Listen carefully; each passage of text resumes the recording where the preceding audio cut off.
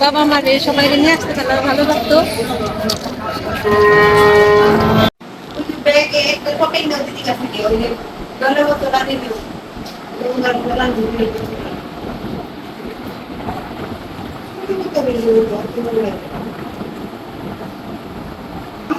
হ্যাঁ হ্যাঁ হ্যাঁ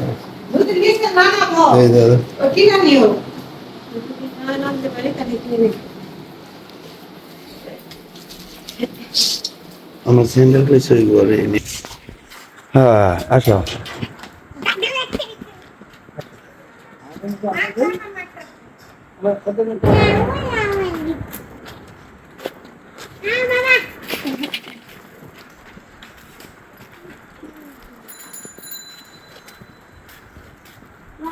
শিবমকে হচ্ছে দিদি আর দাদার কাছে রেখে যাচ্ছি। দাদা আমাদের সাথে যাবে না, গাড়ি অবধি যাবে। শিবমও গাড়ি অবধি যাচ্ছে, আমরা দুজনেই যাব। কারণ গাড়িতে শিবম অনেক কষ্ট পায়, যাতায়াতে ওর শরীর একদম হয়ে গেছে। তো দিদি বললো ঠিক আছে তাহলে আমার কাছে থাকো, পরে রেখে গেলাম। সেখানে গিয়ে গরমে রোদে গাড়িতে থাকাটা সব থেকে বড় সমস্যা ওর, না হলে মন্দিরে নিয়েই যাওয়া যেত।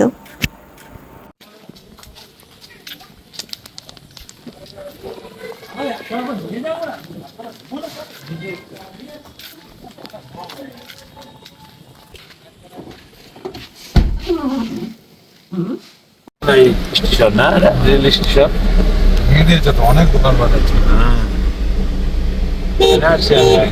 বাজারও তো আছে, বাজার ছিল সব ভেঙে দিয়েছি সব বাজার ছিল, বাজার দেখছি অনেক কিছু করতে, এখানে সবজি টবজি অনেক কিছু। হ্যাঁ এখান থেকে ডানকুনি দিয়ে ট্রেন চেঞ্জ করে শিয়ালদা যেতে হবে।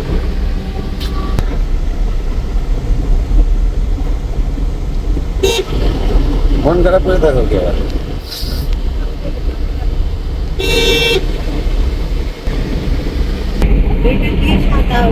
এটা গুরুদুয়ার, পাঞ্জাবিদের গুরুদুয়ারের মন্দির।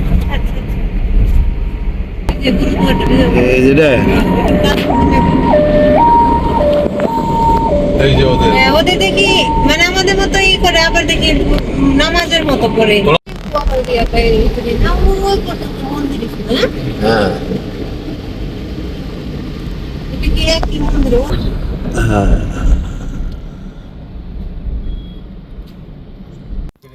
জয় মা কালী কলকাতাওয়ালি।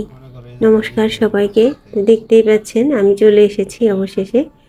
আর শরীরটা খুব একটা ভালো না, তবুও ভাবলাম যে এত কাছে যেহেতু এসেছি, আর এদিকেই মনিরবাবু ডক্টর দেখাতে যাবে, আমিও যাচ্ছি, তাহলে এটা মিস করি কেন। আর মায়েরও হয়তো আমার উপর কৃপা আছে, এই জন্য আসতে পেরেছি। তো দেখতে পাচ্ছেন গাড়ি ভর্তি লোক। ড্রাইভারকে জিজ্ঞেস করলাম যে এভাবে কেন, তো উনি বলছিলেন যে এরকম গাড়ি ভাড়া করে সবাই এদিক সেদিক, শুধু একটা মন্দির না, নানান ধর্মস্থানে যায়, তারপর ঘুরে ঘুরে দেখে। তো হয়তো ওনারা তারকেশ্বরে গেছিলেন, এরকমটা আর কি ড্রাইভার দাদা বললেন। তো দেখে ভালো লাগলো আসলে। শুধু এই একটা গাড়ি না, রাস্তায় আস্তে আস্তে আমি আরও অনেক দেখেছি এরকম যারা দেখছিলেন। আর আমিও গাড়িতে সব কিছু রেখে নেমে এসেছি। এখানে বলল যে পুজোর জন্য ফুল বাইরেও ছিল, বললো ভিতরেও আছে। তো আমরা ভাবলাম তাহলে ভিতর থেকেই নিই। এই যে ওর পাশে হচ্ছে রামপ্রসাদের ছবি, ওখানে খুব সুন্দর করে লেখা আছে যত মত তত পথ, কথাটা সুন্দর। আর এই মন্দিরের বিশেষত্ব বা এই মন্দিরের মানে একটা মন্দিরের সম্বন্ধে যেগুলো লেখা থাকে, এটা সম্বন্ধে কোনো কিছুই আমি আপনাদের জানাতে পারবো না ভিডিওতে, কারণ আমি কিছুই তেমন জানি না এই মন্দির সম্বন্ধে। হ্যাঁ, ইন্টারনেটে সার্চ করলে এটা সম্বন্ধে অনেক কিছুই পাওয়া যেত, আর ইন্টারনেটে সার্চ দিয়ে আপনাদের বললে অনেকে আবার বলতেন যে এগুলো আমরা সব জানি, এগুলো বলার কী দরকার ছিল। কারণ আমার যারা ভিডিও দেখেন তারা অধিকাংশ হচ্ছেন এই এই কলকাতা থেকে। তো কলকাতার লোক সবই এটা জানেন, আমার আর নতুন করে বলার কিছু নেই। তবে হ্যাঁ, জায়গাটা যে খুব সুন্দর এবং মন শান্ত করার মতো জায়গা, এটা যারা এসেছেন এখানে তারা অবশ্যই জানেন। ওই পাশ থেকে বড় মন্দিরের চূড়াটা দেখা যাচ্ছে।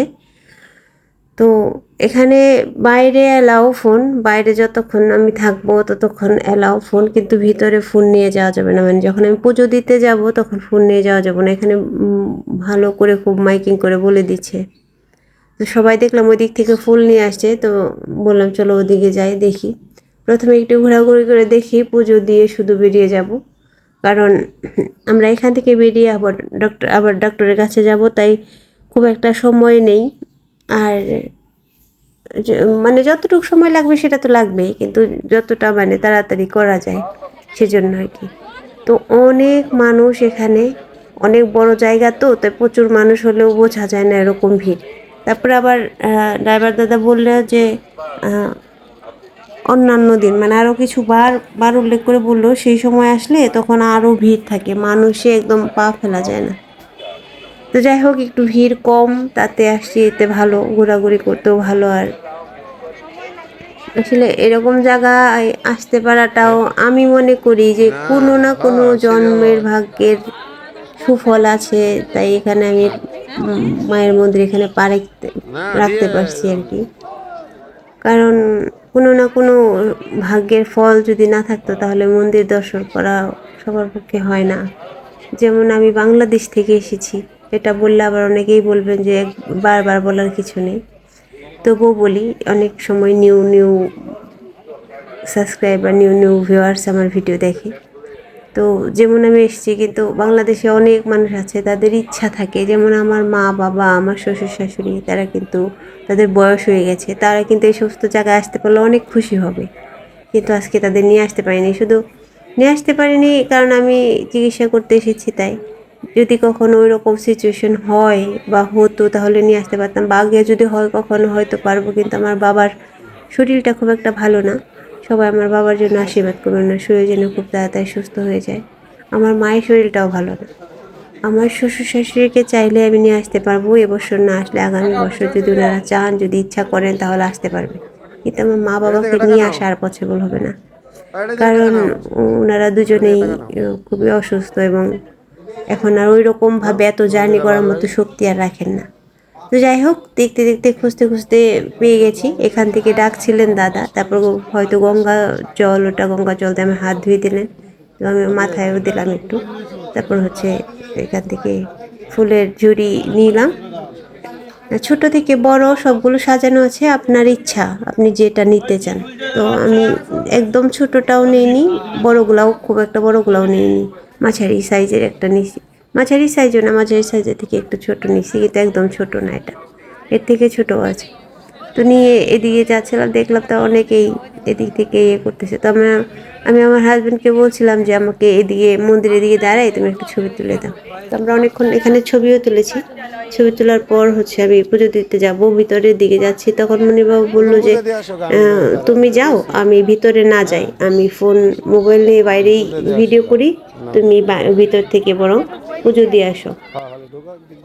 আর আমি এখানকার আওয়াজ তুলিনি, কিছু কিছু জায়গায় আমার ভয়েস বেশি দিয়েছি, কারণ হচ্ছে অনেক জায়গায় এখানে খুব সুন্দর শ্যামা সঙ্গীত চলছিল, তো সেজন্য মানে রেকর্ড করাটা প্রবলেম, কারণ বাইরের সাউন্ড হলে আমার ভিডিওতে অফিসিয়ালভাবে প্রবলেম হতে পারে, সেজন্য এই কারণে আমি আর কি ওই বাইরের রেকর্ডটা জায়গায় জায়গায় অনেক জায়গায় কেটে দিছি।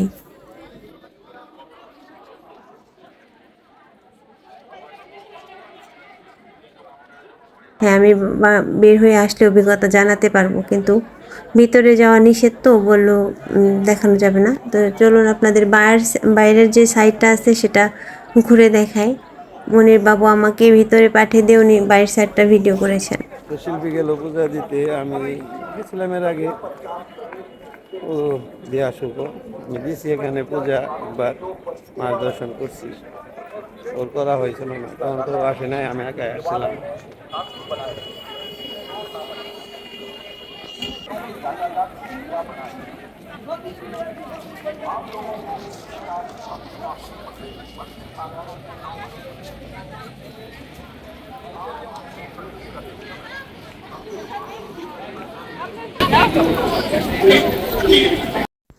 তো আমি ওদিকে পুজো দিতে চলে যাওয়ার পর মনির বাবু হচ্ছে এদিকে ভিডিও করছিলেন।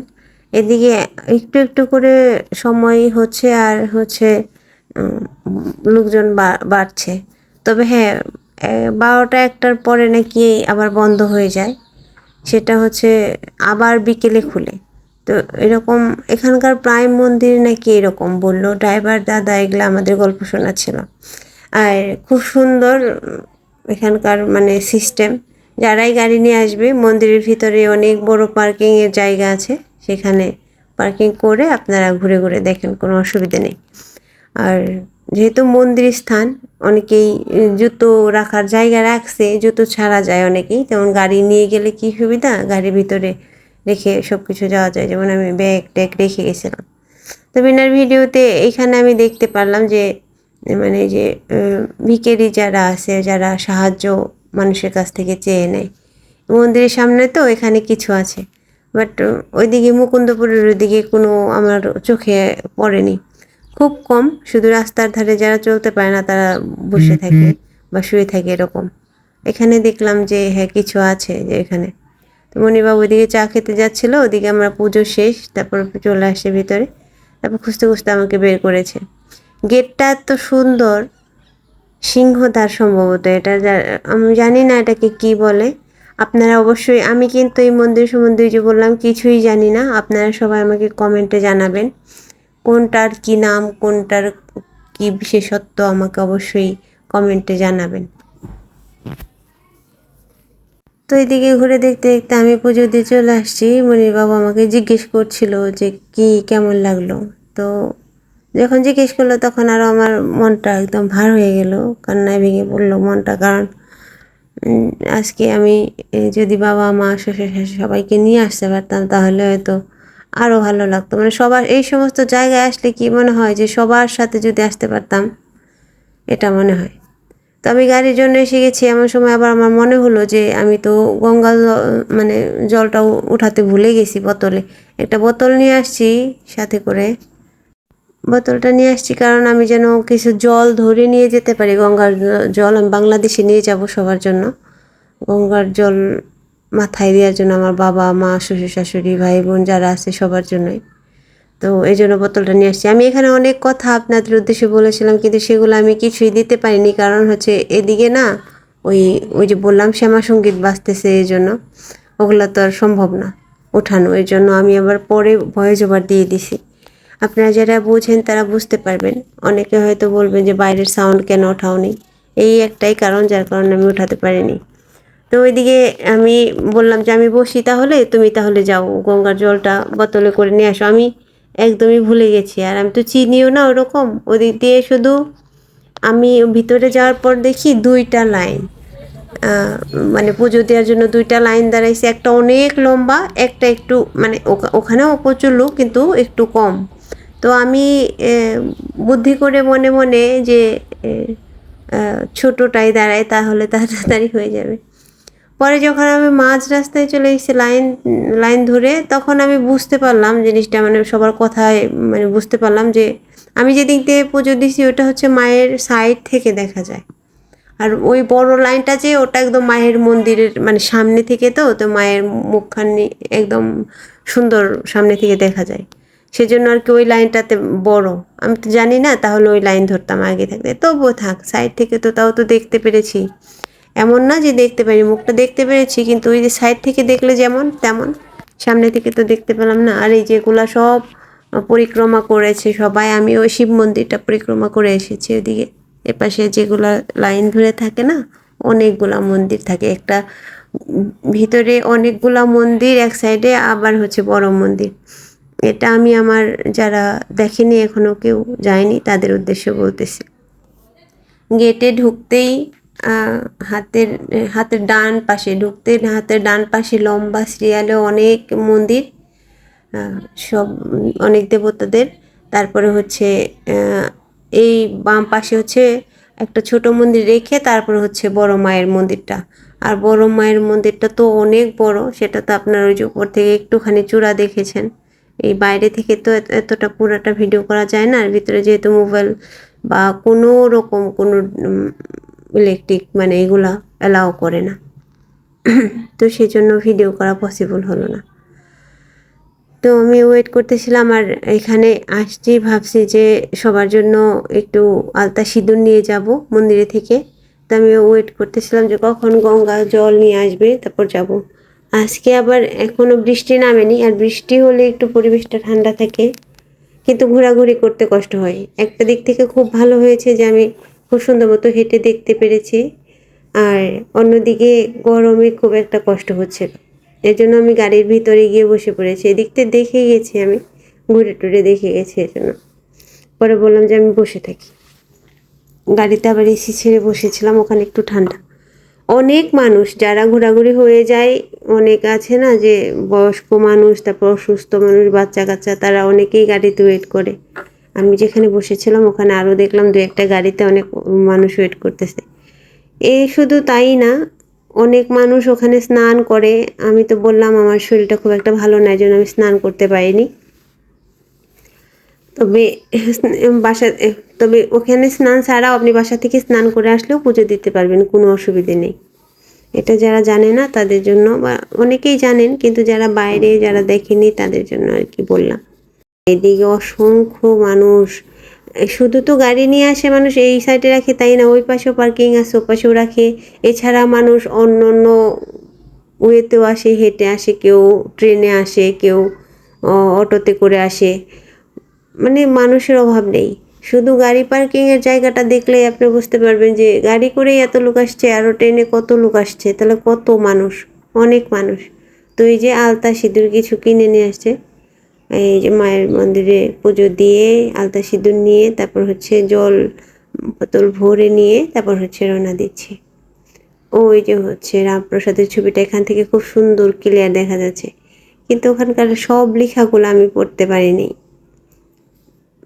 সময় খুব কম, আবার এত ছোট লেখা তো অত থেকে বোঝাও যায় না। হয়তো কাছে গিয়ে দাঁড়ালে হয়তো বোঝা যেত। এখানে হিন্দিতে কিছু একটা লেখা আছে, ইংলিশেও লেখা আছে, আর বাংলাতেও লেখা আছে।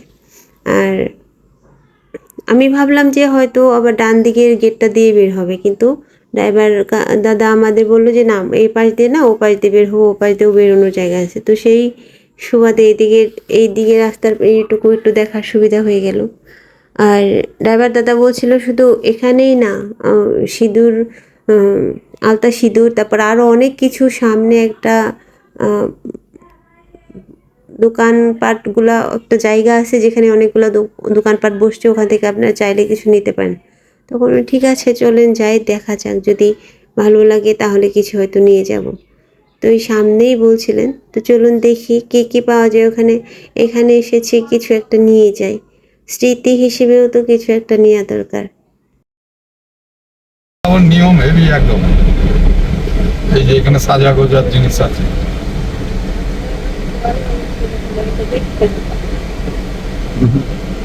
জানেন নাকি? নামো সমস্যা নেই। আমি পার্কিংটা ঢুকিয়ে দিচ্ছি। আমি গাড়ি থেকে নামলাম, নেমে দেখলাম সত্যি এদিকে অনেক দোকানপাট, সব কিছুই আছে। এদিকে আপনি যা চাবেন তাই পেয়ে যাবেন, মানে পুজোর সামগ্রী যেগুলো থাকে। তো দাদাকে বলা হচ্ছিল যে শঙ্খটা একটু বাজিয়ে দেখান।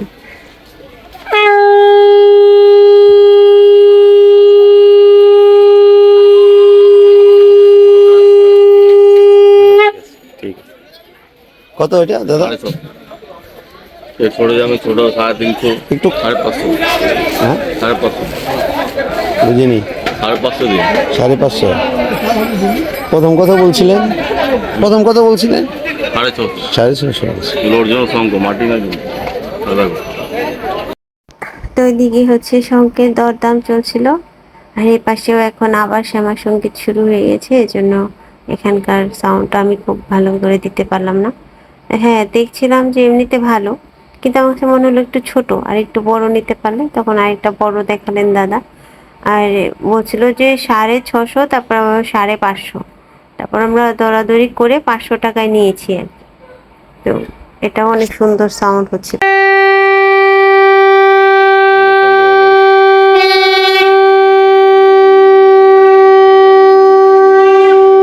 ঠিক আছে। এটা কত দাদা?